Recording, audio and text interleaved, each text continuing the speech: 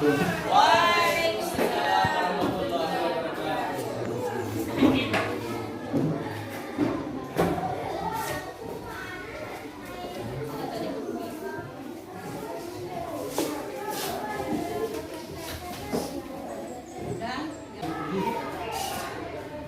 baiklah, jadi di dalam semester 2 ya. Nah, jadi di sini kita masih membahas tentang kolonialisme dan imperialisme ya. Nah, jadi di mana pada semester awal kita masih membicarakan tentang kolonialisme. Karena kolonialisme ini adalah, jadi kolonialisme itu dan imperialisme itu adalah satu paket ya, dimana kalau misalnya ada pelaku maka juga ada seperti imperialisme ya, ada tanah jajahan yang dijajah, ada penjajah dan juga yang dijajah. Nah, jadi masih kita membahas tentang, kemarin kita membahas tentang kolonialisme ya. Sekarang di sini bab 5 membahas tentang tirani matahari terbit. Ya, kalau membahas tentang tirani matahari terbit, kita membicarakan tentang negara mana? Pagi-pagi itu kira-kira yang paling jelas itu di negara mana? Jepang ya. Nah, jadi di sini kita akan membahas tentang tirani matahari terbit ya. Nah, kalau membicarakan tentang ekonomi ya, nah pada awal di sini kolonialisme ya, ketika para penjajah dari bangsa Eropa ya. Nah, kita tahu bahwa bangsa Eropa ini pada awal mulanya itu latar belakang di sini adalah mencari apa? Mencari rempah. Tujuannya apa? Yang kemarin ada 3 yaitu glory, dan gospel. Tujuan mereka itu ada 3 ya. Ya, yang pertama adalah gold. Gold itu adalah kekayaan, yang melambangkan tentang kekayaan ya. Di mana kekayaan itu adalah seperti apa? Kekayaan alam di Indonesia itu sangat melimpah ruah. Contohnya itu adalah rempah-rempah ya. Nah, jadi rempah-rempah ini banyak diburu oleh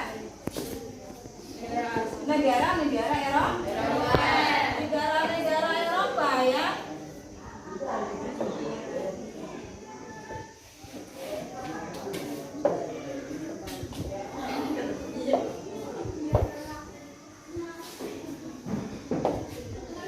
Diburu oleh orang-orang Eropa ya.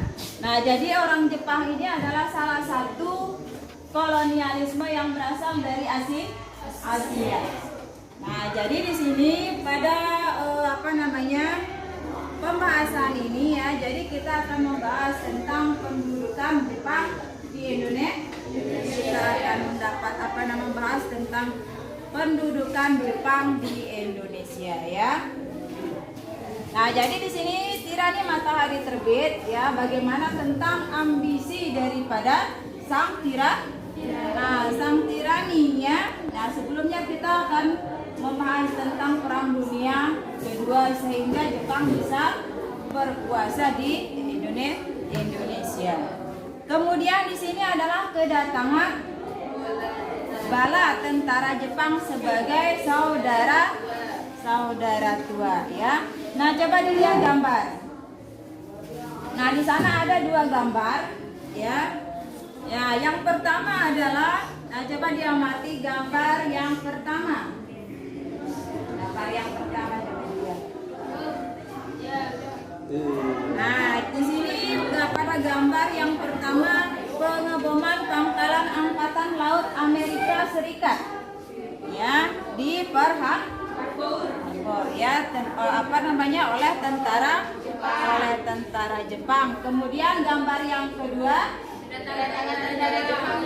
kedatangan tentara Jepang di Indonesia ya. Nah, kalau ada yang bisa menjelaskan tentang gambar nomor 1. Nah, coba Badar coba. Nah, coba dijelaskan apa namanya gambar nomor 5.2.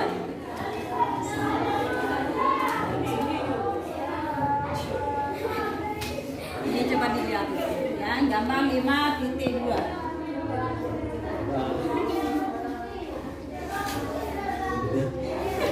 Nah, menjelaskan tentang apa kira-kira?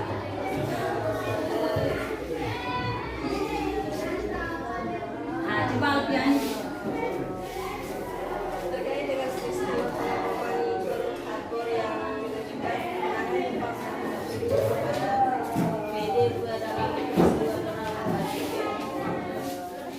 Nah, jadi 5.2 itu menggambarkan tentang peristiwa pengeboman pangkalan laut Amerika Serikat ya, yang dibom oleh tentara Jepang, sehingga pangkalan Amerika Serikat pada Perang Dunia Kedua ya. Jadi di peristiwa pengeboman di Pasifik ya, Perang Pasifik pada saat itu ya. Kemudian yang kedua, kedatangan tentara Jepang ke Indonesia. Nah, kira-kira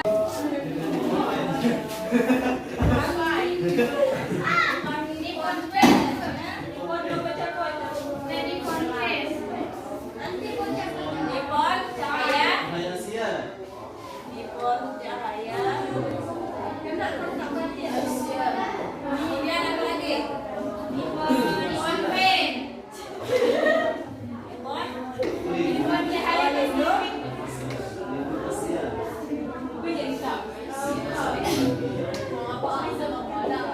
Kemudian yang ketiga, pemimpin Asia.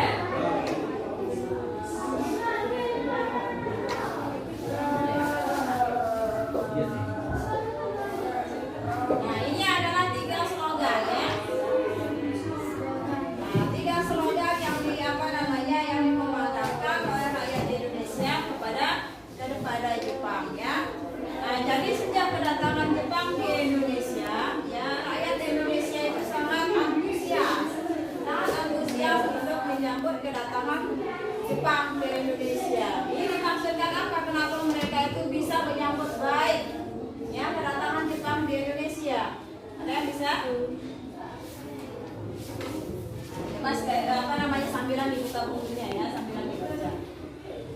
Nah, jadi masuknya Jepang ke Indonesia dengan membawa 3 slogan, Nippon Cahaya Asia, Nippon Pelindung Asia, dan Nippon Pemimpin Asia. Jadi dimaksudkan dengan slogan ini bahwa kita itu dijajah oleh orang Eropa yang waktunya juga tidak sedikit. Ya, Belanda saja di berapa? 350 tahun atau 3,5 abad. Ada Inggris, kemudian Spanyol, kemudian Portugis dan Belanda. Nah, jadi keempat kolonial yang berasal dari Eropa itu yang membuat bangsa Indonesia itu merasa jenuh dengan penjajahan. Kita jenuh. Nah, ketika Jepang masuk ke Indonesia, ketika Jepang di sini masuk ke Indonesia, Jepang ini adalah orang Asia. Ya, Indonesia adalah Asia. Nah, jadi kita ini adalah saudara. Bagaimana Jepang ini berasal dari Asia, Indonesia juga berasal dari Asia. Ketika Jepang di Indonesia itu menjanjikan kemerdekaan kepada Indonesia. Ya. Nah, jadi Indonesia itu menganggap Jepang itu adalah saudara tua. Ya, kalau misalnya saudara tua, ya pasti melindungi yang muda, yang lebih muda.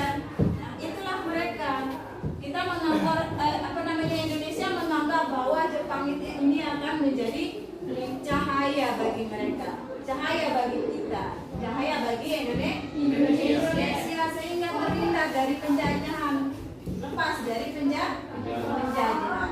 Kemudian orang pelindung Asia, namanya saudara tua pasti akan melindungi saudara yang muda, ya. Nah, jadi Jepang ini adalah merupakan saudara tua di Asia. Kemudian di sini Nippon itu adalah pemimpin Asia. Orang Asia, kalau misalnya kita kenal yang Amerika ini adalah negara apa? Amerika. Iya. Adidaya, negara yang super power yang menjadi adalah semua negara, tetapi bisa dikalahkan oleh orang Asia, yaitu Jepang. Dengan apa? Dengan membuat anggaran laut Amerika Serikat. Sehingga itu yang membuat Amerika Serikat itu menjadi melemah dan akhirnya mengalami kekalahan perang dunia kedua. Ya, itu orang Asia. Orang Asia bisa mengalahkan seorang Amerika. Ya. Nah, jadi ketika mereka itu masuk menjanjikan kemerdekaan, ya, Amerika akan melindungi Indonesia, nah, dan bekerja sama.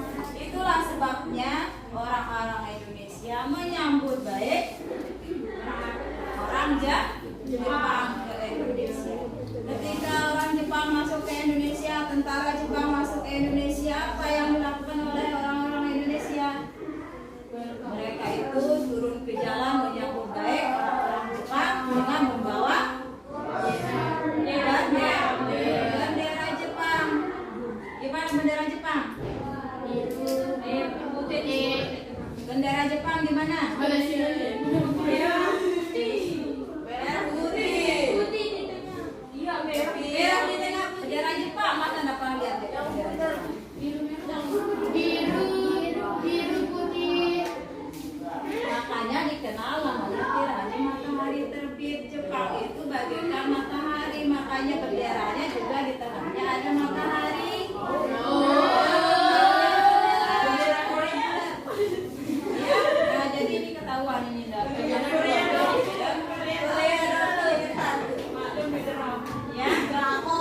jadi sambutan orang Indonesia itu sangat luar biasa, ya, sangat luar biasa terhadap Jepang, ya, sangat luar biasa, sangat antusias, dari yang paling kecil hingga yang paling tua, ya, yang paling tua itu menyambut kedatangannya. Mereka tidak tahu bahwa apa di balik itu, tetapi yang mereka tahu itu adalah Jepang ingin melindungi Indonesia dari penjajahan, melepaskan Indonesia dari penjajahan. Itu yang orang-orang Indonesia tahu, ya, kalau kedatangan Jepang itu adalah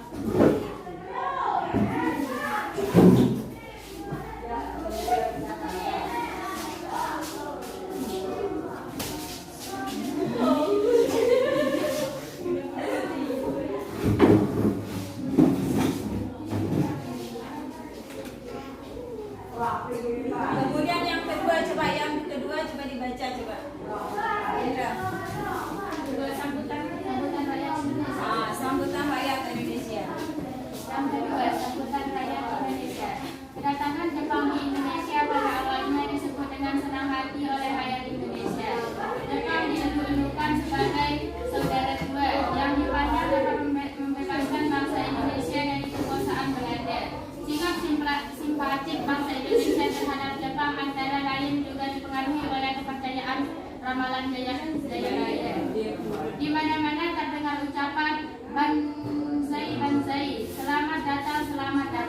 Sementara itu pihak tentara Jepang terus melakukan propaganda untuk terus menggerakkan dukungan rakyat Indonesia.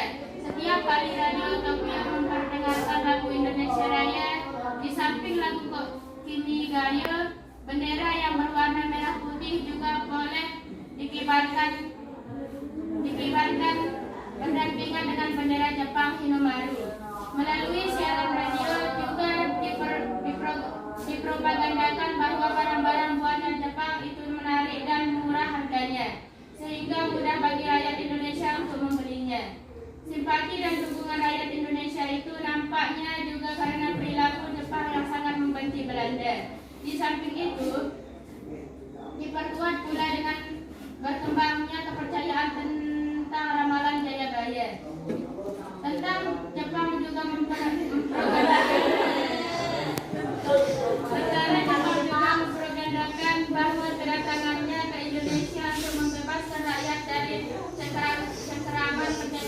bangsa Barat.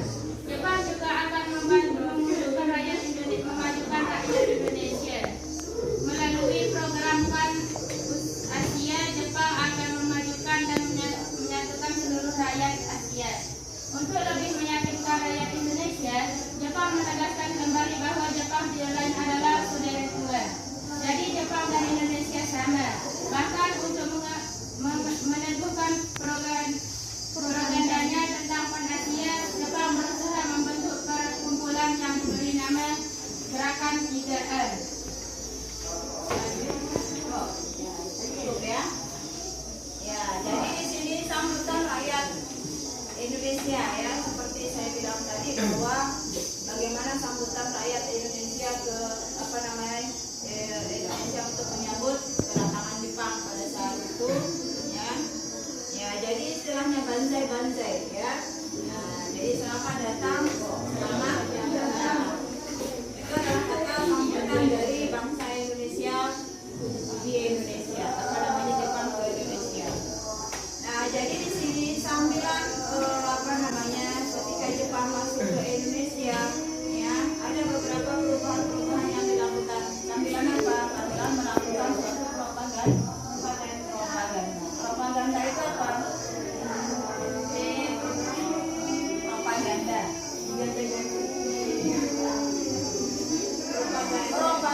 itu samping ada maksud ini, ada juga maksud ini ya, ada juga maksudnya. Jadi itu melakukan. Kenapa Indonesia juga di sini sulit sekali untuk merdeka ya? Karena para penjajah itu banyak yang menggunakan istilah politik ya, politik adu domba ya. Karena Indonesia itu senang sekali ya. Kalau digosok semakin panas ya. Nah, jadi karena itu ya, orang-orang Eropa itu menerapkan politik itu karena mereka sudah tahu ya tentang sifat dan kebiasaan orang Indonesia. Ya.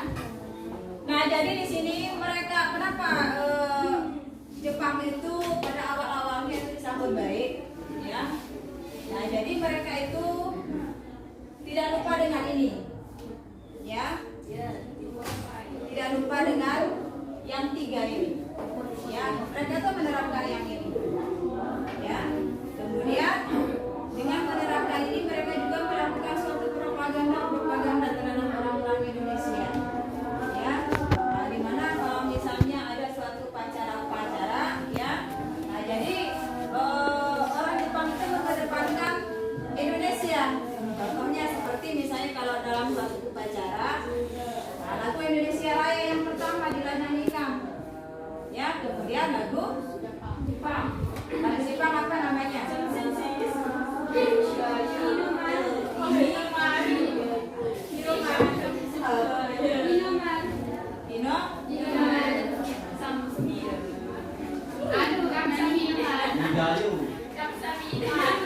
Hinomaru itu adalah benderanya Jepang. Hinigayo itu adalah lagu kebangsaan Jepang.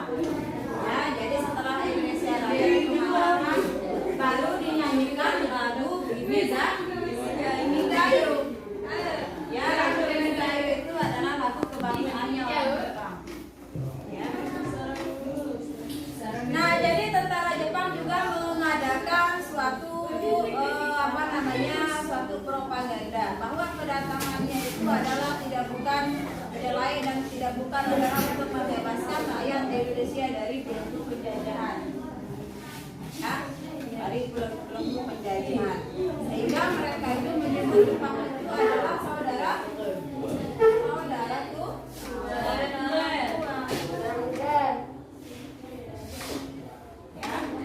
Jadi saudara tua itu tidak mungkin menyakiti saudara muda. Itu Jepang ya. Nah, kemudian dalam bidang menyatukan seluruh rakyat Indonesia, jadi Jepang membentuk suatu program namanya program PAN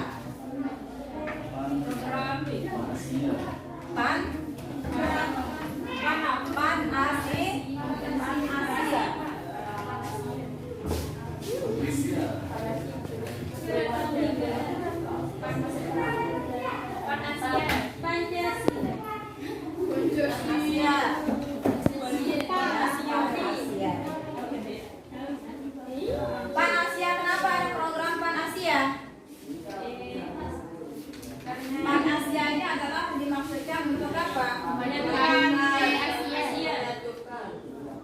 menyatukan memajukan dan menyatukan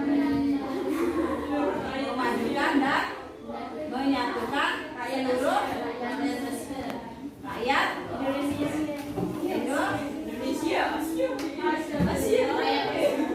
rakyat Asia ya. Nah, jadi untuk lebih meyakinkan rakyat Indonesia ya. Nah, jadi itu dibentuklah program namanya Bank Asia yang untuk menyatukan seluruh 1942 timbul pemikiran dari Markas Besar Tentara Jepang agar kedudukan di daerah pendudukan dilibatkan dalam aktivitas pertahanan dan militer termasuk semi militer. Oleh karena itu, pemerintah Jepang di Indonesia kemudian membentuk pemerintahan militer. Di seluruh kepulauan Indonesia bekas Hindia Belanda itu wilayahnya dibagi menjadi 3 wilayah pemerintahan militer. Pemerintahan militer Angkatan Darat yaitu Tentara ke-25 Tommy Sudan untuk Sumatera Pusat di Bukit Tinggi. Pemerintahan militer Angkatan Darat yaitu Tentara ke-16 Asam Sudan untuk Jawa dan Madura. Pusatnya di Jakarta. Kekuatan pemerintah militer ini kemudian ditambah dengan Angkatan Laut Daini Nantian Katanya. Pemerintahan militer Angkatan Laut yaitu Armada Selatan Kedua untuk daerah Kalimantan, Sulawesi dan Maluku, pusatnya di Makassar. Bagian administrasi wilayah kedudukan semacam itu tentu juga terkait dengan perbedaan kepentingan Jepang terhadap tiap-tiap daerah di Indonesia, baik dari segi militer maupun politik ekonomi. Pulau Jawa yang merupakan pusat pemerintahan yang sangat penting waktu itu masih diberlakukan pemerintahan sementara. Hal ini berdasarkan Osamu Seirei, undang-undang yang dikeluarkan oleh Panglima Tentara ke-16. Di dalam undang-undang itu ada berisi ketentuan sebagai berikut. Jabatan Gubernur Jenderal pada masa Hindia Belanda dihapuskan dan segala kekuasaan yang dahulu dipegangnya diambil alih oleh Panglima Tentara Jepang Jawa. Para pejabat pemerintah sipil beserta pegawainya di masa Hindia Belanda tetap diakui kedudukannya, asalkan memiliki kesetiaan terhadap tentara kedudukan Jepang. Badan-badan pemerintah dan undang-undang di masa Belanda tetap diakui secara sah untuk sementara waktu, asalkan tidak bertentangan dengan aturan pemerintahan militer Jepang. Adapun susunan pemerintahan militer Jepang tersebut adalah sebagai berikut. Silakan Panglima Tentara yang kemudian disebut dengan Seiko Shikikan, Panglima tertinggi sebagai pucuk pimpinan. Panglima Tentara yang pertama dijabat oleh Jenderal Hiroshi Imamura. Seikan kepala pemerintahan militer yang dirangkap oleh kepala staf. Kepala staf yang pertama adalah Mayor Jenderal Jenderal Seizaburo Okazaki. Kantor pusat pemerintahan militer ini disebut Gun Seikan. Di lingkungan Gun Seikan ini terdapat 4 semacam departemen dan ditambah 1 lagi sehingga menjadi 50. Adapun ke-50 itu adalah sebagai berikut. 1. Somobu, Departemen Dalam Negeri. 2. Zeibu, Departemen Keuangan. 3. Sangyobu, Departemen Perusahaan, Industri dan Kerajinan Tangan atau urusan perekonomian. 4. Matsubu, Departemen Lalu Lintas. 5. Departemen Kehakiman. Seibu, Koordinator Pemerintahan dengan tugas memulihkan ketertiban dan keamanan atas semacam gubernur yang meliputi 1. Jawa Barat, pusatnya di Bandung. 2. Jawa Tengah, pusatnya di Semarang. 3. Jawa Timur, pusatnya di Surabaya. Ditambah 2 daerah istimewa Kochi, yakni Yogyakarta dan Sumatera Utara. ya. Nah, jadi pembentukan pemerintahan militer. Ya. Nah, jadi di sini yang coba dilihat bukunya. Ya. Nah, jadi di sini pada pertengahan tahun 1945 kedua ya. Pada awal-awal Jepang masuk di Indonesia ya pada tahun 1942. Ya, jadi timbul pemikiran ya tentang pemerintahan militer. Ya. Nah, seperti misalnya tentara Jepang agar dilibatkan di dalam apa? Dalam apa?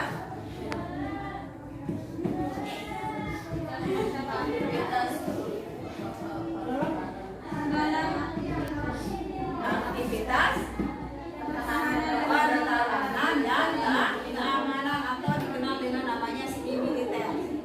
Ya, seni militer. Nah, jadi adapun di sini pembentukan pemerintahan ada yang pertama adalah angkatan darat. Nah, angkatan darat ini ya. Jadi angkatan darat itu dibagi ya. Kalau misalnya di Sulawesi,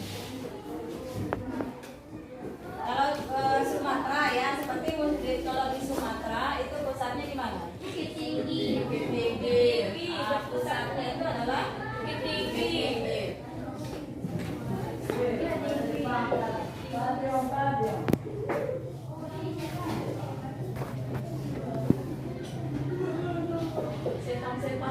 Terus yang kedua, apa yang saya dilihat? Yang kedua itu adalah angkatan darat ya, angkatan darat yaitu tentara ke-16. Ya, yang tadi angkatan keberapa? Angkatan yang ke-25. Yang kedua itu adalah angkatan darat yang ke-16 ya.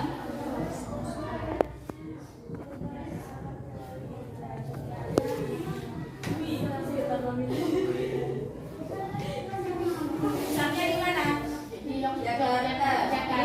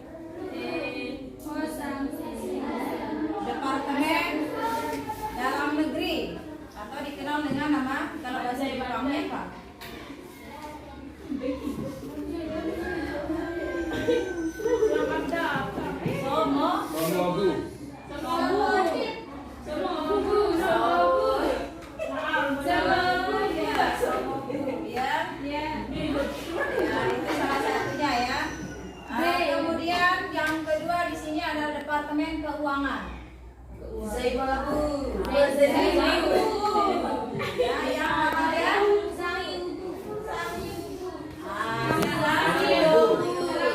Itu atau dikenal dengan kalau di Indonesia itu ada departemen apa? Usaha.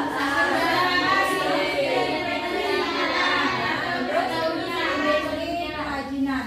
Ya, pasti ada itu karena di sini di negara Jepang itu maju dengan perekonomian